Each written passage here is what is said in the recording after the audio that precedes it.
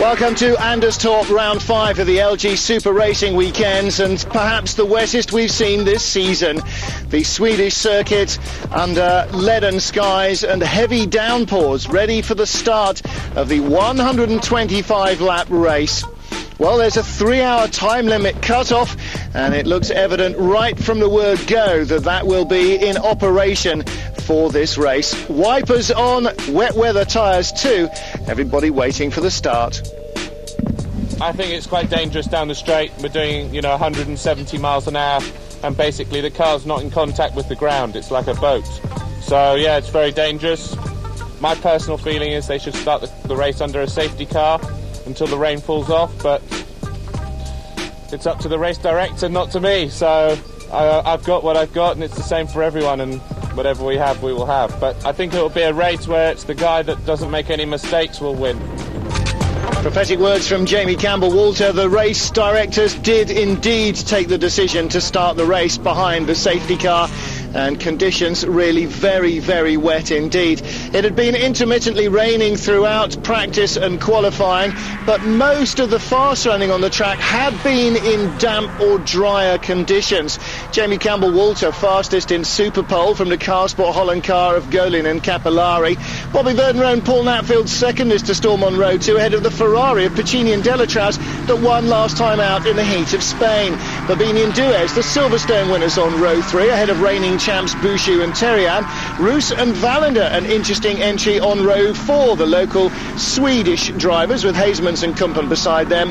And then the NGT class being led again by Stefan Ortelli. Race 5, fourth different co-driver, this time Cadillac ace Emmanuel ahead of their teammates Stefan Daudi and Bert Langevin. But the Ferraris really struggling here in the damp conditions. In 8th position in class, Andrea Gabagnati and Antonio Bertolini, and the favoured car, Montermini and Pescatori, 10th spot in the NGT class in qualifying. What was going on with the Ferraris? A big long straight should have suited the 2002 spec engines. They've got a great chassis for the twisty bits, but they're being seen off here by the Porsches. Well, after the warm-up lap, the race starting behind the safety car. David Leslie, you've done this countless times in touring cars. Cars around here, the GT cars, are chuntering around in second gear at barely 1,000 RPM through standing water, almost blind. I mean, it must be a really, really soul-destroying time for the drivers. It's not good at all, and what you see is very little, to be honest. And that's what happens when you're inside the car. You can see very little through those windscreens. The raining's so hard out there that even when you're going slow behind a pace car, you can hardly see what's happening with the cars in front of you. And just imagine what happens when these cars suddenly accelerate with great plumes of spray behind them. You can see even less when the race starts.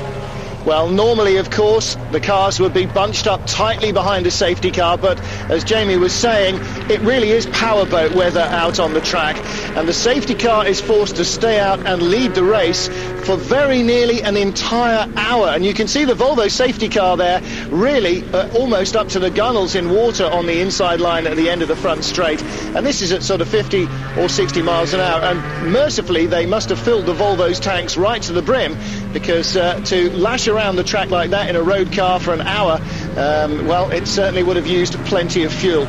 Jamie Campbell-Walter leading the field, obviously, but the race, although they're counting down the laps, going very slowly indeed. They're a minute off a dry weather running pace, and effectively no racing going on at all. But because the time is the defining factor of the races, it all still counts towards the total race distance. So 54 minutes into the race, the safety car has finally pulled off. Chance to get going. Jamie Campbell-Walter from pole in the Lister Storm, behind the Carsport Holland car number 4. In third place, the Ferrari, and battlers Paul Natfield was passed by the Ferrari, the team reckon, actually before they even got to the green flag. But the Ferrari, Jean-Denis Delatraz and Andrea Pacini's car, the 23 car, very quick indeed again here this weekend. And of course, off their first race win in the championship last time out at Jarama. But David, for anybody other than the race leader, visibility is going to be absolutely key in the early going. It certainly is. With all that rain that's fell down, you can see as the cars are going along the straight with the aerodynamics of the bottom of the car, they're throwing up great lots of spray behind, and if you're behind, that's very difficult. You can see the lead car hasn't got its wiper on, but every car behind has, trying to clear that water as quickly as possible. And the cars get steamed up inside, so you need a good system for blowing onto the windscreen to try and keep that clear. As you can see, trying to look out through that screen there, you can see almost nothing. Very, very difficult when you're sitting in these conditions inside a closed car like this to actually see what's going on. Those cars that are really well organised will have a heated front screen, and they'll be able to switch that on a little bit earlier, and that will help them in their visibility in these terrible conditions. Well, that's one of the factors that might perhaps be an advantage for the 550 Maranello Ferraris. The ProDrive built cars do have heated front screens. Now, of course, that's a production screen from a production car. The Lister Storm, well, it never had a heated screen, and I don't suppose anybody makes one now for them. So from that point of view, more modern cars like the Ferrari are likely to have just, you know, occasional little things like that. But you see the Lister there, even on the short pit straight, snapping sideways as first the front and then the back loses grip through a puddle on the straight line. I mean, it's still very, very tricky. It's very tricky, especially down that big long straight. As Jimmy was saying earlier, you get up to 170 miles an hour down there, and obviously they'll be backing off just that little bit down there. Not much, I think, not much more than 10 miles an hour, to be perfectly honest. But nevertheless, you can see the water that's coming out from those rain tyres. Everybody obviously starting on wet, big groove tyres, no one taking the risk to put on intermediates or anything other than full wet tyres to try and clear as much water as possible. But with these front windscreens, these heated screens, nowadays these cars have to have plastic screens rather than glass screens. So there are specialist people that make them, so it doesn't matter what you have, as long as you've got lots of money, they can make it for you and put it into the car. You saw the Gerald Reed Porsche there, tangled up with one of the Ferraris. Four rather of the JMB team Ferraris. Well, Fabrizio Golin still second, the Ferrari third. Mark Dues with Fabio Babini in the number 12 car, the Belmondo car, up to fourth ahead of Christophe Bouchut and Mike Hazeman's. Don't forget, Hazeman's car was almost destroyed in a very high-speed accident at the main end of the main straight in free practice when the brake caliper fell off the car, and Anthony Kumpen at, well, the Lister's doing 171 miles an hour at the end of the straight into the braking area. At something around that, the Viper driver Anthony Kumpen suddenly found himself with no brakes and the car turning sharp left as the left rear hub started to sort of break up and entangle itself into the forest, and the car, well, substantially rebuilt. Here is the JMB Ferrari. Obviously had no idea that there was anybody behind him. Real middle of the road there, Centre Lane Owners Club driving from him. But it's very difficult, even if you're sitting in these slower NGT cars, just to see behind you and what's coming, because with all that water there, you're looking behind you, and even with the headlights on from the bigger GT cars that are coming up to pass you, you really have difficulty to see that someone's ever. Once you see the first car coming past, you know there's going to be a constant stream of these bigger GT cars coming past, so that little Ferrari will be keeping himself hopefully out of trouble, and a little bit to the side. There he is, going wide round a corner to let anyone past who wants to come past. One other problem at the end of the main straight there is it is very, very rippled indeed. Jamie was describing it as almost like a zebra crossing, with every ripple, the peak of it being covered in black rubber. Then there's a clean trough where there's just concrete with no rubber, then another peak of black, and it's sort of, he says, like black and white rumble strips all the way through the braking area from sort of 300 metres out, which means, as we've seen already in the touring car races, that dives down the inside in the wet generally don't tend to go very well for you. It's a very hard line to defend as well, and that might be a problem here for Golin, trying to hold off the Ferrari. So we know that the ProDrive built car has got a really superb chassis, very good balance, and well, from Le Mans 2 weekends ago, we know that it is comfortably the quickest GTS class car there is when you've got an absolutely top line crew in it, with no disrespect at all to this crew of Andrea Piccini and John Denny Delatraz. They are still getting to grips a little bit with the car, and after their first win nearly a month ago now, it was a month ago from Jarama, well, very different conditions in which to race the car, the first time in the rain, but still really looking for second place. And he's all over the back of the Viper here. He should pick up a big toe onto the straight. I think we might see a move before the end of the lap, David. Yes, it is. This big long straight we talked about earlier with the touring cars. If you can get in behind and get a draft, then that's great. You can see he did get in behind, and all of a sudden he realised he couldn't see a thing, and it looked as though he backed out of him for a little while to try and work out where he was. The idea is to try and get a bit of a draft, pull out, see what's happening in front of you, and see exactly where the car is, and then find out where the corner is, and hopefully at least 500 yards before the corner in order to work out your braking areas, because at these speeds and that length of straight, I'm sure the braking areas in these conditions are somewhat longer. Absolutely right, but as you say, when you've got that big toe, you are completely blind and you cannot pick out how far away you are from the corner, and waiting until you hopefully see the brake lights of the car in front is just basically waiting for the accident to happen to you, because you'll never avoid it. So Puccini's best chance then has got to be through the twisty stuff here into the banked Michelin corner. Almost all of the medium speed corners are banked here, and so a lot of the cars setting themselves up with low downforce. Puccini looking to go down the inside on the back straight, down into the left-handed Hansen turn. He's alongside, he's got the corner, there's no way you're going to defend that in the rain, and down into the carousel. It's a lot of the cars setting up for the main straight because they can run low downforce and trim the car out for high speed on the straight, and the medium speed corners where you probably would normally need the wings, they're all banked, and so that kind of negates the need for more downforce around the twistier stuff. I'm sure that some of the team managers, when they were looking at the skies before this race, were thinking fantastic for the dry, but let's put a little bit more wing on for this very, very wet race. As we can see from the sky, just looking at it there, all of a sudden it's starting to shine again. The clouds starting to disappear and some sunshine coming through. But that tends to be, depending on whereabouts in the sky you actually look. Well, that must make it almost worse. It's bad enough with all the spray, but with the glare of the sun as well, disaster. Picking up the action now, lap 24. Jamie Campbell-Walter leading. Andrea Puccini closing relentlessly, slowly but surely on the Lister Storm. A second and a half behind at the beginning of the lap now.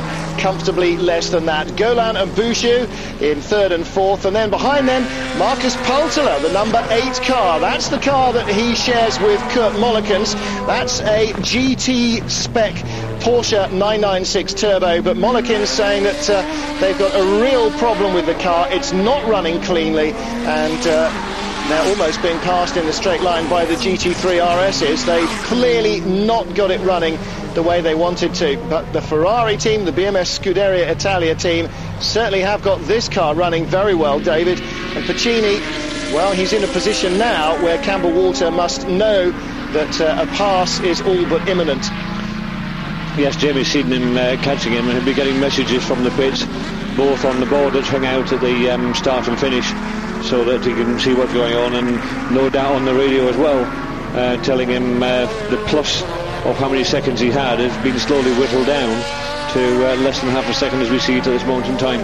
Well, the Merc behind him, of course, gives him that little buffer, but we saw earlier, as we see the 52 car of Pietro Gianni and Gianluca Girodi having gyrated, as we saw before, being in the spray behind the Viper didn't stop Puccini from closing up and eventually making a pass on the tighter infield stuff. And again, into Michelin, he's right behind the Lister Storm, runs out a little wide to the centre of the corner, and that gives him a good straight exit onto the back straight, down into the left-hander at Hansen, lining it up on the inside, not close enough yet. Campbell-Walter certainly knows a thing or two about defending. In fact, I think he's really never happier than when he's racing door-to-door. If you remember, was it the season before last when they were racing at Zolder, when he had a door-banging incident with Christophe Bouchut out of the final corner to win the race after a real fight back through the field and a last couple of laps of intense racing. He was beaming from ear to ear, and that's the kind of stuff that he really enjoys. When you grow up in Formula Ford and move into TDR Tuscans, don't think running out on front on your own is sort of part of your build-up. Well, again, onto the back straight, the Ferrari closer than ever.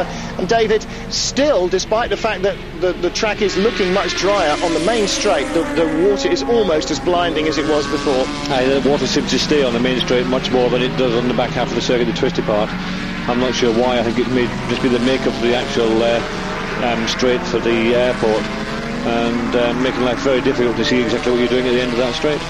Now this is Fabio Bobini's car in the pits, and Fabio saying, well, we had rising water temperature because the radiator was holed by some debris. We're all very close together at the beginning, and an hour behind the safety car, I'm sure I must have touched somebody, and I was very close behind the Ferrari.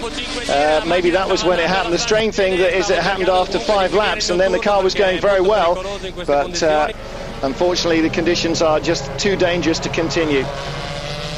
So Jamie Campbell-Walter leads the race, and the Silverstone winners are out of action in Paul Belmondo's number 12 car, the one that's had the good luck this year. I wonder if that means that that will now switch over to the number 11 car that Belmondo himself drives with Claude-Yves Gosselin. Well, into traffic for the race leader, the Ferrari half a length behind him. Campbell-Walter really under pressure, and Ferraris everywhere he looks as he's catching one of the JMB cars. Jean-Pierre Jarier is coming up very strongly in the number 9 car he shares with Francois Lafont, up to 5th place ahead of Mike Hasemans. Paltala with Collard, the NGT leader, being chased by Antonio Garcia. Collard, of course, sharing the car, the Freisinger Motorsport car, with Stefan Ortelli. And Ortelli, cool, blimey, that Ferrari has been stuck on the outside of the corner there of the carousel for laps. Oh, and Campbell-Walter goes off. Campbell-Walter off as he comes onto the pits hairpin to start the, or to end the lap. The race leader is in the mud, and David, surprised to find the Ferrari suddenly on the apex there when it had been on the exit of the corner. Do you think that threw him and meant that he had to sort of radically try and change his line? No, I think he's just simply got it wrong. He's gone around the Ferrari, around the outside. That shouldn't be that difficult. It gets you, some car twitches, and it just suddenly goes straight on. And he just didn't even turn into that corner. Says Lloyd locked some brakes up and straight on, and he's buried himself in the mud. It's not as though he can get out there, and certainly the 2 marshals trying to push it were not going to move that car anywhere at all. They're going to have to get a truck or one of these 4-wheel drive vehicles in to get it moved. Well, the cranes have been in action all afternoon. Let's hear now from Jamie Campbell-Walter. Well, we were leading, and the Ferrari was very close behind me, and the throttle slightly stuck, which caused me to lock up the front brakes, and we've been having some brake problems anyway, but the car was going well. We ended up in the mud, and they pulled me out. Unfortunately, the car wouldn't restart, so we had to park it. Well, all sorts of things happen to racing cars, don't they, in the rain. Water has a habit of getting in everywhere. Piccini now leads from Golin in the Car Sport Holland car, but Jamie Campbell-Walter saying a sticky throttle. Well, not really what you need coming into the hairpin there with nowhere to go. No, it's not, but it sounds as though he made a mistake and is delved into the driver's book of excuses as to why it all went wrong. Well, we'll give him the chance to come up with that excuse. Piccini leads then, Golin in second, Bouchut up to 3rd place, Jarier now 4th ahead of Hasemans, and the NGT class, well, that is being led now by Collard in 7th place overall, Garcia in 2nd place, and Britain's Robin Liddell sharing a Certec car with John Nielsen in 3rd place in the NGT class. The Ferraris are nowhere, but they lead the race in GTs. Back at Anderstorp, 29 laps into the 5th race in the FIA GT Championship. Emmanuel Collard starting the 54 Freisinger Motorsport car that has won the last 2 rounds of the championship in its class, and he is leading the category. In thick traffic though, GT cars everywhere he looks. Inside him is the 22 Ferrari, Enzo Calderari, Lilian Brinner and Freddie Dorr down to drive that one. But David Leslie with an hour behind the safety car. In the first hour they only managed 22 laps. Now normally they would have to stop after 50 minutes, but it looks as though there may only be a single pit stop for the GT cars as well as the NGT cars now. Yes, previously we'd always have the extra pit stop, or 2 pit stops for the bigger GT cars and 1 for the NGTs, but with this big massively long safety car period at the very beginning to get the cars underway, then very definitely each of the GT cars will only stop once. Now then, 2 of those cars have actually got 3 drivers, so what the 3rd driver is going to do, I'm not too sure.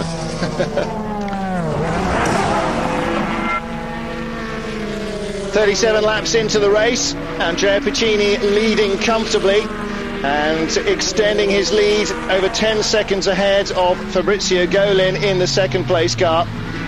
Bouchut 3 seconds back in the number 1 Viper. Then it's Jean-Pierre Jarier in 4th place, Mike Hazeman's in 5th in the Carsport Holland car, and Enzo Calderari in 6th. But the gap from Bouchut to Golin coming right down. Suddenly Christophe Bouchut discovering extra turn of pace. And David, the track's starting to dry, but wipers still on. That means more moisture in the air. The sunshine has certainly gone. The cloud is back. Looks as though we've got a little bit more drizzle in the air now. Yes, the drizzle, when it's that half wet, half dry, it's very, very slippy out there. You can see, looking at the track, it's just starting to dry. And we've seen earlier on the day with the touring car just how quickly this track did actually dry. You can see great runs of water running across certain parts of it. And we can see that definitely at the start and finish line when you come across there. So all these guys out there in their wet tyres will be trying to keep it to the wet part to try and make them last a little bit longer.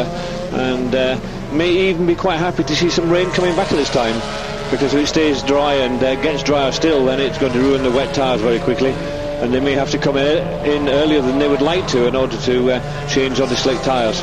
Well, seeing the way that Bouchut has caught him 2 seconds on this lap, even though they're tangled up with Antonio Garcia's Porsche at the moment, I wonder if Golin in the number 4 Carsport Holland car is running into a fairly terminal tyre situation. It has been very, very wet, so we can completely discount the first hour of racing, in inverted commas, of the race, because there was no wear on the tyres. Of that, I think we can pretty certain. But now with this dry line appearing and the scrubbing effect, maybe they are starting to find that the tyres are graining and chunking and giving away grip. I think with the different manufacturers involved in the championship, and at the front we've got Dunlop and Michelin out there fighting, then the tyres, I think, will be playing a big part in it. The fact that they've got 2 different tyres on these cars.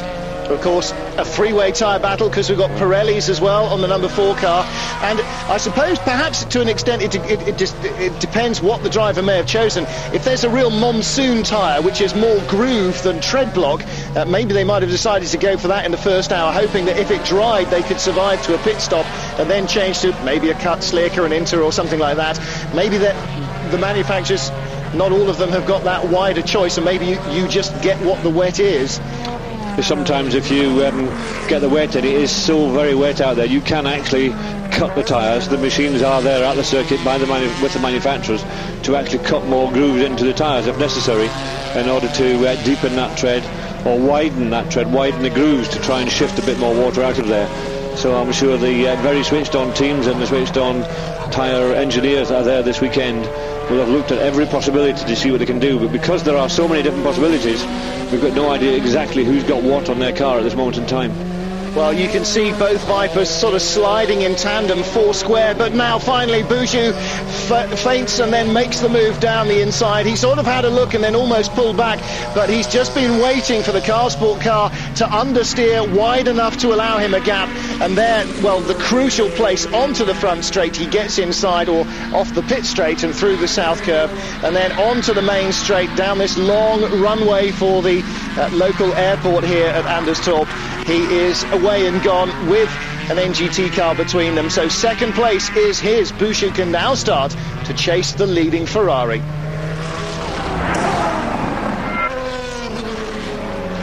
"44 laps into the race, an hour and a half, and into the pits has come the Ferrari. This is the race leader, and look at the rain. It's absolutely steaming down out of the heavens.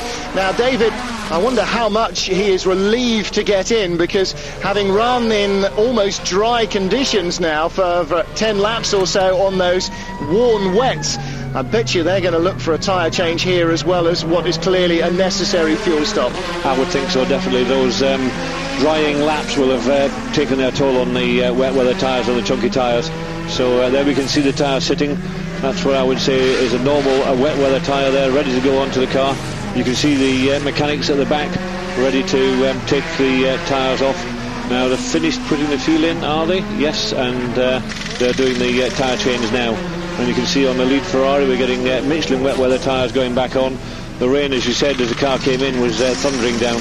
I'm not so sure Pacini thinks it's a good idea to get out of the car, because looking at those pit garages, it's more like a lean-to than an actual pit garage. could get even wetter standing out there than sitting in the car. It's sort of Thruxton Easter Bank Holiday Monday Formula 2 style garages. Goodwood wouldn't be disgraced by those, would they? But the race leader back out and it's still wet. Well, Andrea Piccini saying it seemed that the track was getting a lot drier, but now it's really started to rain again, and I saying I had to come in because the rain tyres were shot and we just couldn't drive on them anymore. Well, there you go. That at least is an honest comment, so maybe the others will be able to last a little longer. No, Bouchut comes in as well. 47 laps into the race, and the top two have made their tyre stops and fuel stops. Jean-Denis Delatraz is in the 23 Ferrari, David Terrian is in the number 1 Labra car, and the Labra Viper taking the lead. And David, a little bit of tyre kidology going on, because the Labra car changed only left side tyres. Now that's the tyre that gets more scrubbed here, but judging by the way the Ferrari has caught and passed him, that may not have been a long-term winning solution. No, they maybe looked at the weather because it's changing so fast, drying and then rain again. Maybe they thought that if they changed two, it would take a lot less time. They could get out there in a much shorter time, get the lead of the race and try and hang on to it until the weather changed again. But that doesn't look as though it's happened for them. Well, here is our race leader then, the number 3 Car Sport Holland car, having trouble closing the door, but they're still fueling, so plenty of time. They're not going without a tyre change. They are going without a tyre change. Well, I guess feeling they've got nothing left to lose, going out on the same set of tyres with which they started, the number 3 car. Well, good luck, Anthony Kumpen.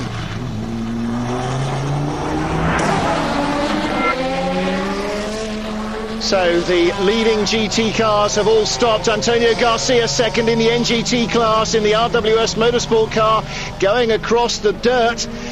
Well, Garcia was chasing the Freisinger Motorsport car. End of the front straight though, end of the main straight, just losing it under braking. We've seen that so many times. Keeping it straight until he gets onto terra firma out of the gravel. And that was a lucky escape for him. But he is a long way behind the GT leader now, NGT leader, as the Viper and the Ferrari continue to battle. 2 hours into round 5 of the FIA GT series at Anderstorp. Raining again, 3rd or 4th time now the rain has returned, and the Freisinger Motorsport car that leads in the NGT class pits from 3rd overall. Just the race leading Ferrari and Christophe Bouchut and David Terrian's Viper ahead of it as they come in. What a long stint from Emmanuel Collard, and what a position, David Leslie, he's put Stefan Ortelli into. Ortelli certainly one of the quickest drivers in the NGT class, bar none, and they have gone 2 hours without stopping, and he's now in a perfect position to look for their 3rd consecutive win. He is, he's looking for it, and he didn't change tyres on that stop either. Well, Emmanuel Collard saying we made a good tyre choice. We took the ones with the biggest grooves. They're much better when there's a lot of water, and today there is a lot of water. So, do you think the track's dangerous? No, it's not dangerous. I think the worst bit is actually just off the track. The sand traps are mud, and cars bring it all back onto the track, makes it very slippery when they go off. So the 54 car from 3rd place overall then. I wonder if the rain had persisted, whether we might have had, as the safety car comes out, whether we might have had an NGT Porsche winning overall. Yes, had this car managed to stay out just maybe another lap and a half, they would have come in during the safety car period, and that might have saved them a lot of time and a lot of position, although they didn't really need it. They're still first in class and doing extremely well overall. But that might have put them in contention for the overall win. So safety car ready to go back to the pits. Safety car driver's done more laps than anybody else in the field, I think. 64 laps into the race, and as they get going again, once more the rain has ceased. The Ferrari leads. Jean-Denis Delatraz, the Swiss, with 37 minutes remaining, pulls away from the field, and of course they don't reshuffle the field, it's just the way it is. Where's the 2nd place car? There it was, some 6 NGT cars or so further back. Delatraz will have, David, half a dozen laps minimum of clear running out front before the Viper can even get close to him, no matter how fast it's closing. He may have half a dozen laps before the Viper gets to him, but the number of cars on the circuit and how wet it is, I would think he's probably only got about 3 laps before he catches the slower NGT cars at the back.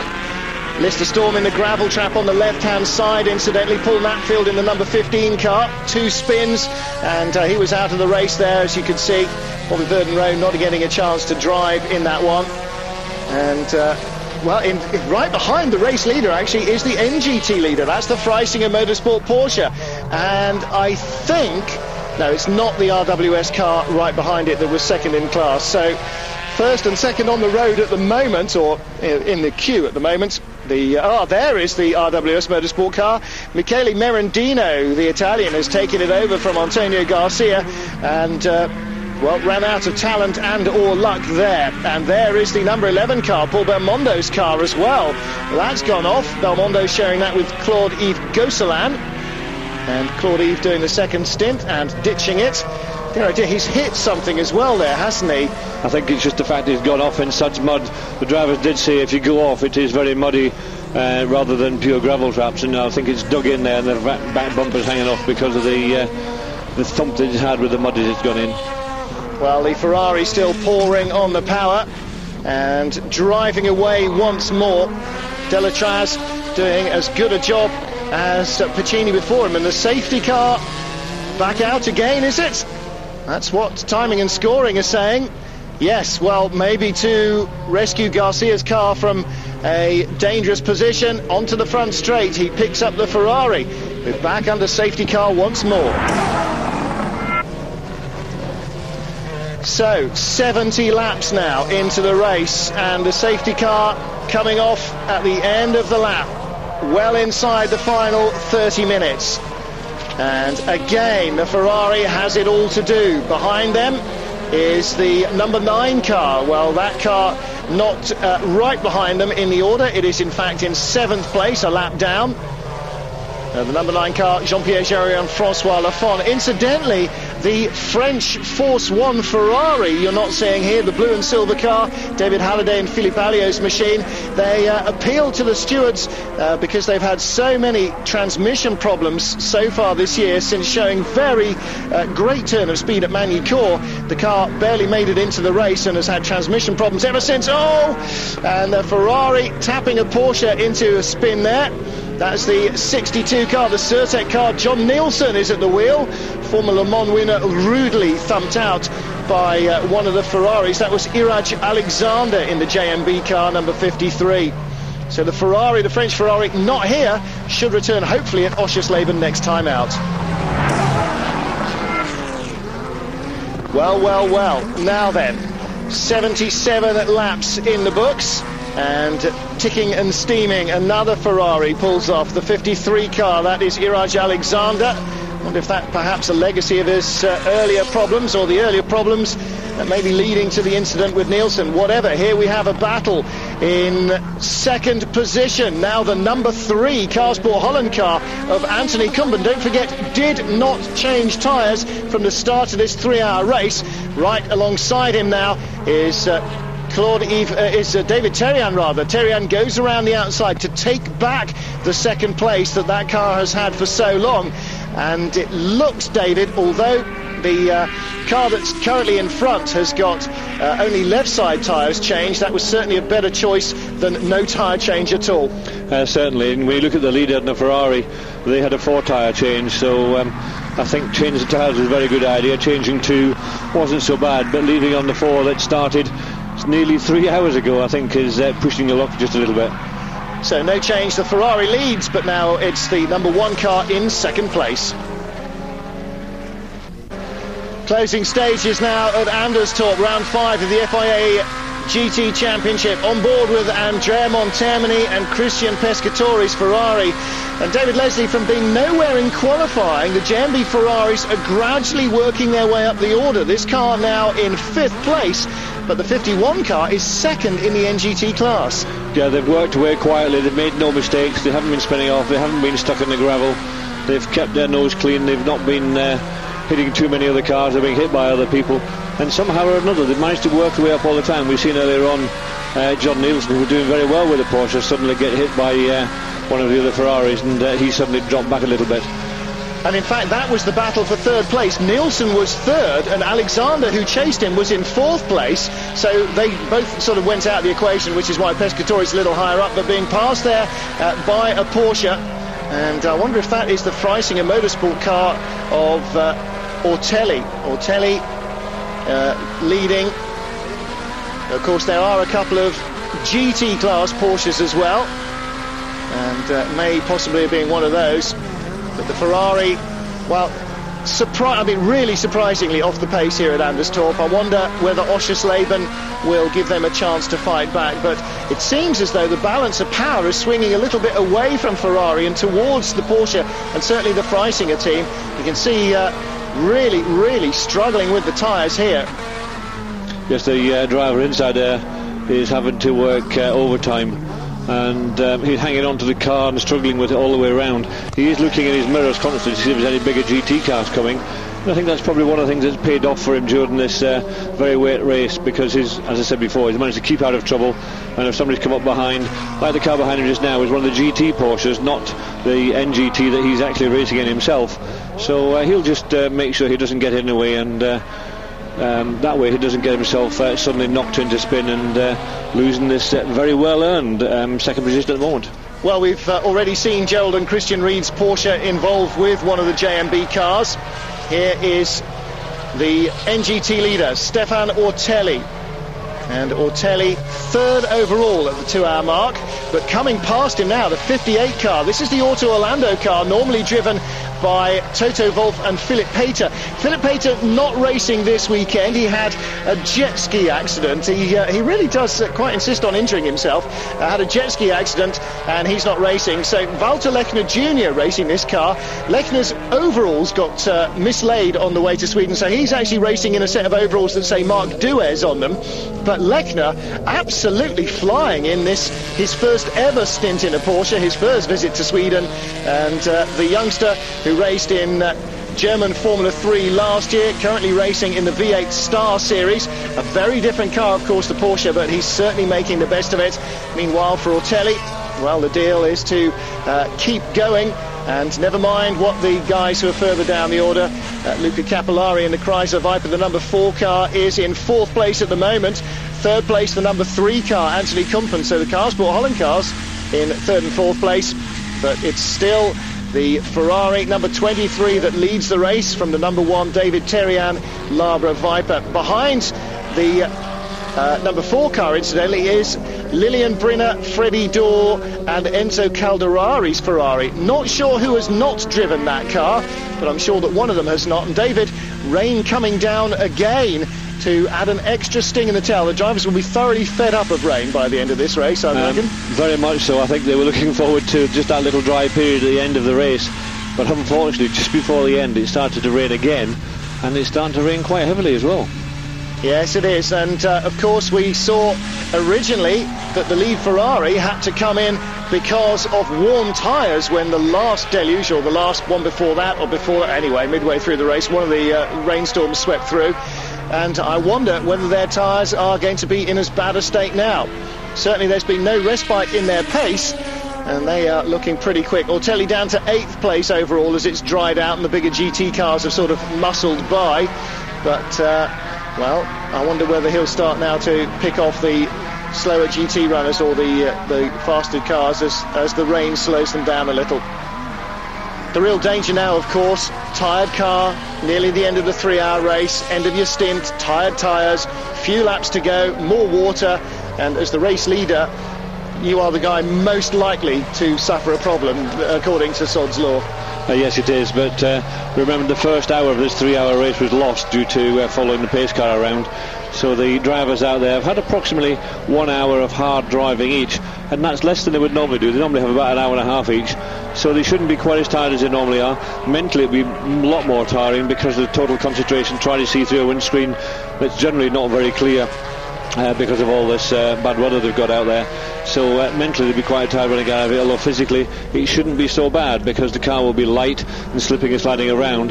but it's that having to think about it all the time, having to make sure that you are the car that stays on the circuit and not joining the rest of them that have fallen off, and there's been quite a few of those today. Yes, we just saw Walter Lechner Jr. coming back on in this south curve after obviously over-ambitious manoeuvre through there. And, well, I suppose at least one good thing this weekend is we won't hear too many drivers whinging about how hot the big front-engine cars are. Don't think that they're cool by any stretch of the imagination. It's just that they will be somewhat below 200 degrees Fahrenheit and more in their sort of normal 140, 150 degree running temperatures rather than in Spain where they really were criminally hot. But as you say, it is just the concentration.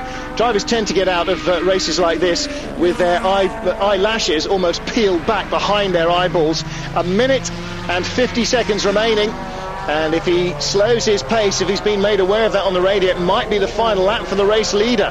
Might be the final lap too for Stefano Ortelli. Now he should have to complete another one. I think he's on the return leg now of this track down to the pits. And so too is the Ferrari, so he's got one more to do, assuming he can negotiate Gerald and Christian Reed's Porsche, the Proton car. Father and son combination have been a cornerstone of this championship, well, forever and a day really. Been involved in the FIA GT series since the Porsche Mercedes battles of 1989 and beforehand. 1999 that'll be then. Well, the Ferrari's still using all the road and right up to the white line on the apex of the corner. I suppose there's no point in lifting off, it just breaks your concentration and your rhythm. It is much better for the drivers to concentrate and keep on going at full speed. So many drivers in the past, when they get towards the end of a race and have a big lead, suddenly let their mind wander, think what's going to happen when they get to the podium, and think how to congratulate everyone and who to thank when they're standing up there. That their mind wanders and they just forget to brake at that exact braking point, maybe just a couple of feet too late, and all of a sudden they'll slide off and make a mistake. But you just really got to concentrate, stay on the pace, stay what you're doing. You've been doing it for an hour and a half, or in this case today for about an hour or so, and it's not difficult. They've done it in the past and they just keep that going. And so we're now on the very last lap of this race. It could have been as many as 125 laps or 3 hours maximum because of the weather. We've gone for the 3 hours maximum, and at the end of this we should be on our 84th lap. So we are going to see, it looks certain, a second consecutive victory for the BMS Scuderia Italia Ferrari, and a third on the trot for Stefano Ortelli and Freisinger Motorsport. 5 races Ortelli's run this year, 4 different co-drivers, meandering him for the first 2, and then it's a selection of top names being drafted in and out of the car. Last time in Harama, Sascha Maassen, and should probably join him again for Oschersleben. And Mark Lieb has also driven with him as well. And well, Ortelli seems to have the ability to find a very good co-driver each time out, and maybe that's Manfred Freisinger's input there. But the Ferrari now in the final couple of corners. The checkered flag awaits as he comes out of Michelin down the return leg. And if he looked over to his right, he'd see high-speed Rooster Tails still going down the back straight, through Hansen and down into the carousel. Again, this third gear banked right-hand corner leads him out to the final turn on the track, the one that claimed Jamie Campbell-Walter's lead Lister Storm in, well, fairly similarly wet conditions. Out of the start line hairpin then he comes. Italian flags, the Tricolori waving somewhere in there. Oh yes, they eventually get round to the checkered flag. I'm not sure the flag marshal was quite aware which car he was looking for, but the BMS Scuderia Italia team weren't they? Maiden win at Harama, now maiden wet weather win. Second place will be the number 1 car of Christophe Bouchut and David Terrian, who brings it across the line. And is that the Viper? Yes, it is. Just there behind them, the Viper. In third place is car number 3. Anthony Kumpen bringing it to the line, and car number 4 comes home with Luca Cappellari in 4th spot. And the NGT class leader in 8th place overall, Stefan Ortelli, with Emmanuel Collard doing the opening stint. Ortelli bringing that car home to its 3rd consecutive victory in the class. Right behind him on the road there, giving him a little bit of grief, is the 56 car No, it's not. It's the sister car, the 55 car, and that car is where in the class? Well, it was second early on, but 2 spins for Stefan Dowdy as he lost the windscreen wipers late in the race, the team say, have dropped him down the order. Well, the windscreen wiper appears to be going again, so that sounds like a bit of flummox and flannel there. And behind them, the Auto Orlando car, and that car is in 3rd place in class, but a lap down on the class leader. Walter Lechner Jr. bringing it to line, and the German flags, well, they may not have won the World Cup, but they have won their 3rd race in a victory, the Freisinger Motorsport team, and they are very happy indeed with their continued progress, and that should make the championship points very interesting reading. Well, David, I guess anybody who finishes a race of this kind of nature has done a pretty good job, but you have to say that the Ferrari team have been fast as well as mud-free. Yes, they have. They've been fast all weekend, basically. They've always been up there. In the little bit of dry running they have had during the weekend that they've been here, they've been up there at the front, and the drivers have done a fantastic job. They've gone out there, the two of them, Delatraz and Piccini, and they've driven without a mistake. They didn't fall off, they didn't end up on the dirt at any point or in the gravel traps. They've done a very good job, and as we said, that's now 2 wins on the trot, so done a fantastic job there for Ferrari. And the electrics on the Porsche, not playing the game there in the rain. Well, here is Jean-Denis Delatraz. For sure, he says the rain was crucial in the race strategy. Every time we had a little gap, the safety car came out and we lost our advantage. But the car and tyres were fantastic. It was a great team performance. The safety car was on the track because it was dangerous a few times when you're doing 300 Ks, 170 miles an hour with the big puddles. It really is dangerous. It says 2 or 3 times I lost the car, but the safety car did help us in the most dangerous parts. Stefan, first place, but the battle with the Ferrari is still very close. He said, yeah, if it's not one, then it's another of them. It's very difficult to beat both Ferraris, but we're ahead of them 3 times now on the trot. Good race for us. We're able to win in the wet. Good for Porsche and for Dunlop. Our car was very good here, he said. I was able to control the pace at the end of the race. We had a few little problems, but we lost the power steering mainly. He said, I'm very happy indeed. Well, there is the official result, and he should be very happy indeed, because the drivers' points in NGT should now see the Freisinger Motorsport driver Stefan Ortelli right up, just 5 points behind the Ferrari drivers. But in the GT category, it's a 2-way tie. Jamie Campbell-Walter and Nicolas Springer, who failed to score here, tied with Christophe Bouchut and David Terrian, who took 2nd spot. They have had 3 thirds and 2 seconds so far this year, the Labra competition drivers, and they're now tied in the championship. And the Ferrari team are just 3 points further back. Jean-Denis Delatraz and Andrea Piccini with 2 retirements, 1 6th place, but 2 wins in the last 2 races. So you can certainly see who is on the move up the order at the moment, and is very definitely the BMS Ferrari team. Well, a long list of finishers, but a fairly long list of non-finishers as well, including both Lister Storms. I can't remember the last time that happened. Oh, here is Christophe Bouchut. It's always good. We would like to have won, but these were really happy conditions, and it's good again to be on the podium. We've finished all the races on the podium so far this season, and above all to get the lead back with the leader, the Lister. That's very good for the rest of the championship. What about your weight handicap? That's now up to 100 kilos. Said, yeah, it is going to be 100 kilos for the next race. The Lister won't have anything. In fact, the Lister will have 10 kilos. But it's going to be very difficult. But we're still fighting, we're still getting good points. Yeah, sure, going to be very difficult for us at Oschersleben, but at the moment we're happy. So there is the points table. 2 teams of drivers, Terrian and Bouchut, the reigning champions, tied with the Lister boys. And further down the order, Hasemans and Kumpen, well, only seem to go well, said Mike Hasemans, when we're not quick. Maybe there's a lesson in there somewhere. Labra take the lead of the manufacturers' points series, though. And the JMB Ferrari team still lead the NGT teams lineup. Well, the Super Racing Magazine on Wednesday at 6:30 British Eurosport, 19:30 Central European. We'll round up the weekend with more news from behind the scenes and, of course, highlights of all the races. And if you missed anything, that is your time. 6:30 Wednesday evening on British Eurosport. Until then, from David Leslie, thank you very much indeed to him, and from me, Martin Haven, that is our action completed from Anderstorp. We'll be back in a fortnight's time, or at least I will. David will be racing. We'll be back from Oschersleben in 2 weeks' time. And until then, until we meet again from both of us, thank you very much for being with us. We'll see you next time out. Bye for now.